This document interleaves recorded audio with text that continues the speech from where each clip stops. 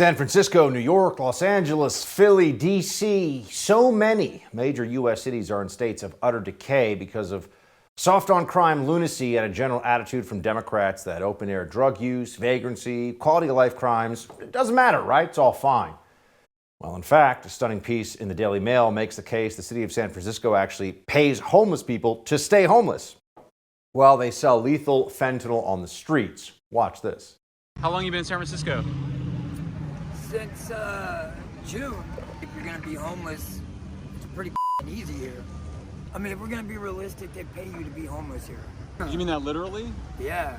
I mean, I get $620 a month, dude. From general assistance, yeah. or what'd you get? How was that hard to get? Phone call, bro. A fucking phone call. 200 food stamps and $620 cash a month. Wow. Forget about it. Why wouldn't I do it? Why would I want to pay rent? I'm not doing I got a cell phone that I have Amazon Prime and Netflix on. We used to battle with the cops. Now it's like the cops are, it's like they're your neighbor, you know? Cops are like your neighbors while you're selling fentanyl in broad daylight. In this case, in the story, he mentions to teenagers. Here with Reaction, Danielle D'Souza Gill, host of Counterculture. Danielle, good to see you. Thanks for having me. The Democrats refuse to change course on these issues despite surging crime, the flight from cities, and I would argue because their ideology is the root of the problem.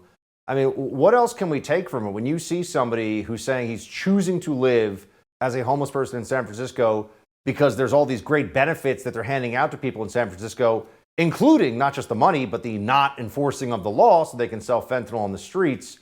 It's pretty stunning.